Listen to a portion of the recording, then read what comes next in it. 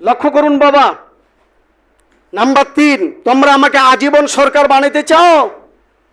আল্লাহ তাআলা আল কোরআনের মধ্যে ঘোষণা দিয়েছেন, যে আয়াতটা আমি শুরুতেই বলেছি, ওমা আরসালনাকা ইল্লা রাহমাতাল লিল আলামিন। আল্লাহ রাব্বুল আলামিন আমাকে রহমত করে এই পৃথিবীর মধ্যে পাঠিয়েছেন। হাসরের ময়দানে আল্লাহ রহমত করে আমাকে মাকামে মাহমুদ স্থান দান করবেন। আমি এদেশেরও সরকার, ওই দেশেরও সরকার, এই দেশেরও উকিল, ওই দেশেরও উকিল। আমার নাম হলো জন্ম তোমার সর্ব আগে, আসিলেন তিনি সবার শেষে, যুগ যুগ ধরে রইল আকাশে। ও তুমি দিনে যে আকুল, কোন সাগরের মুক্তাগো তুমি, কোন কাননের ফুল, নাম হলেন মুহাম্মদুর রাসূল। সকলে পড়ে সাল্লাল্লাহু আলাইহি ওয়াসাল্লাম। ভাইরা আমার, তোমরা আমাকে সরকারের লোভ দেখাচ্ছ যে আজীবন সরকার থাকবে, আমি থাকবো না। আমাকে আল্লাহ সরকার বানিয়ে রেখেছেন, কোন সুবহানাল্লাহ। তো উতবা সাহেব আবু সুফিয়ান বলল, তুমি সরকার? ও মা, তাহলে ভোট কই? তাহলে ভোট কই? তুমি সরকার। তো আল্লাহ নবী মুহাম্মদ সাল্লাল্লাহু আলাইহি ওয়াসাল্লাম তখন এই আয়াতটা পাঠ করলেন, ওমা আরসালনাকা ইল্লা রাহমাতাল লিল আলামিন। আমাকে রহমত স্বরূপ পৃথিবীর মধ্যে প্রেরণ করেছেন। তারপরে আমি ওফাত হয়ে যাব, তোমাদের আলমে বরজখে মুহাম্মদকে কাজে লাগবে, মিজানের পাল্লায় মুহাম্মদকে কাজে লাগবে, হিসাবের পাল্লায় মুহাম্মদকে কাজে লাগবে, মাকামে মাহমুদে মুহাম্মদকে কাজে লাগবে, জান্নাতে প্রবেশ করার সময় মুহাম্মদকে কাজে লাগবে। 30,000 বছরের রাস্তা চুল হতে চিকন হবে, হীরা হতে ধার, মরা বান্দা গুনাহগার কেমনে হবে ফুল সিরাত পার? 30,000 বছরের রাস্তা পার হইতে হবে, মাথার মধ্যে আমলের গাঁটটি নিয়ে সেই জায়গায় মোহাম্মদ কাজে লাগবে। অর্থাৎ তোমার মাথা থেকে পা পর্যন্ত আমি মোহাম্মদ কাজে লাগবো, কোন সুবহানাল্লাহ।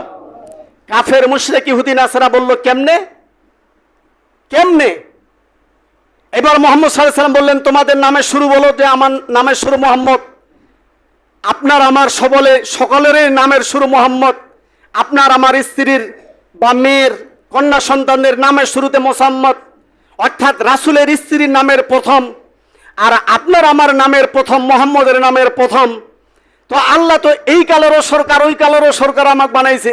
এই মোহাম্মদটাই তো কবরের মধ্যে পড়ে থাকবে। আবার আল্লাহ আমাকে জিজ্ঞাসা করবে যে মিম মুহাম্মদুর রাসূলুল্লাহ, এই লোকটাকে কি তুমি চিনো? যদি আমলিয়াত হয় বলবে মুহাম্মদ সাল্লাল্লাহু আলাইহি ওয়াসাল্লাম। কি জোরে বলেন, ঠিক কিনা? তাহলে সব জায়গায় সরকার, বুঝার চেষ্টা করেন। উতবা সাহেব আবু সুফিয়ান বলছে, এটা আল্লাহ মানুক, আমরা মানবো না। এটা আল্লাহ মানুক, আমরা মানতে রাজি না। নসিবে থাকা লাগবে ইমান। ফিনিশিংটা টানি বাবা। আমাদের প্রস্তাব তোমাকে মানতে হবে। আমাদের প্রস্তাব যদি তুমি না মানো, তাহলে আরব আর আমিরাতের মধ্যে, অর্থাৎ মক্কা মদিনার মধ্যে তুমি কোনো নতুন ধর্ম আবির্ভাব করতে পারবে না। এখন বলেন, উতবা সাহেব আবু সুফিয়ান লিডাররা বলল মক্কা মদিনার মধ্যে নয়া ধর্ম চালু করা যাবে না, আর আল্লাহ বলল নয়া ধর্ম চালু করতেই হবে। রাইট কোনটা হবে? আল্লাহটা রাইট হবে। লক্ষ্য করুন, এবার মক্কার দুষ্টরা বলল যে যদি মুহাম্মদ ধর্মের দাওয়াত মক্কা মদিনার মধ্যে চালু করে, প্রতিটি মুসলমানদের জানালা দরজাগুলির মধ্যে আমরা আন্ডারগ্রাউন্ডের ভিতরে তালা মেরে দিব। আল্লাহ বলল, তোমরা যদি মানুষের ঘরে ঘরে তালা মেরে দাও, মানুষকে আন্ডারগ্রাউন্ডের ভিতরে লুকাই রাখো, আমার বাতাস অক্সিজেন মোহাম্মদের দাওয়াত পৌঁছে দিবে। আদৌ দিচ্ছে, কিয়ামত পর্যন্ত দিচ্ছে। আলহামদুলিল্লাহ বলেন। এখনো দিচ্ছে, কিয়ামত পর্যন্ত দিচ্ছে। অস্বীকার করেন? বাস্তবে আসেন। ফজরের সময় আপনি ঘুমাবেন, গোটা আজানটা আপনার কানে না পৌঁছলেও আসসালাতু খায়রুম মিনান নাওম, এই আওয়াজটা, এই ধ্বনিটা আপনার কানে যায় কিনা? সত্যি কথা বলেন। এতটুক বিশ্বাস, দৃঢ় বিশ্বাস রাখবেন, আসসালাতু খায়রুম মিনান নাওম, এই আওয়াজটা যায়। এইটা না চাইলেও আজানের যে কোনো একটা ধ্বনি আপনার কাছে যায়।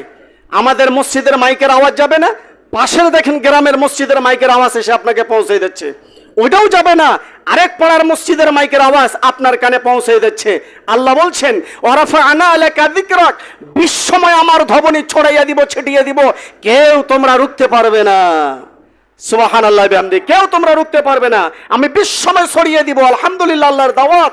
ফাযাক্কির ইন্নামা আনতা মুযাক্কির লাস্তা আলাইহিম বিমুসাইতির ইল্লা মান তাওয়াল্লা ওয়া কাফার। আমার দাওয়াত আমি বিশ্বময় ছড়িয়ে দিব। এবার আল্লাহ বললেন, মোহাম্মদ, আবু জেহেল, উতবা সাহেব, আবু সুফিয়ান, তারা তাদের ঘরের ভিতরে যদি তালা মারি দে, এই মানুষগুলাকে যদি তোমার কাছে না আনে তাহলে আমার অক্সিজেন দাওয়াত দিবে।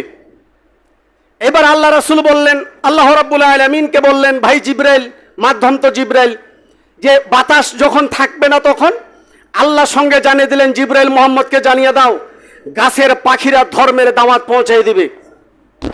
সকালবেলা ঘুম থেকে উঠে আপনার গাছের মধ্যে পাখিরা কিচিরমিচির করতেই আছে। প্রথম ডাকে আল্লাহ তুমি রাজ্জাক, আমাকে রিজিক দাও। পরের বার ডাকে আলহামদুলিল্লাহ, তোমার প্রতি শুকরিয়া, তুমি আমাকে রিজিক দিবেই। কোন সুবহানাল্লাহ। গাছের পাখিরা পৌঁছে দিবে। জাতিরা বলল গাছের পাখির জবান বন্ধ করে দিব। আল্লাহ বলল চুলার মধ্যে যে আগুন জ্বালাও ওই আগুন ধর্মের দাওয়াত দিবে। বলল ওটাও বন্ধ করে দিব।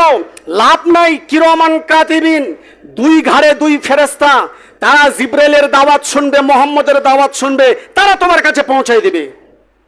এখন আল্লাহর দাওয়াতকে বন্ধ করার জন্য যুগে যুগে কত নেতার জন্ম হলো, তারা ফিনিশ হয়ে গেল, আল্লাহর দাওয়াত আদৌ পর্যন্ত জারি থাকলো। ওয়া আখিরু দাওয়াহুম আলহামদুলিল্লাহি রাব্বিল আলামিন। সুন্নাহ।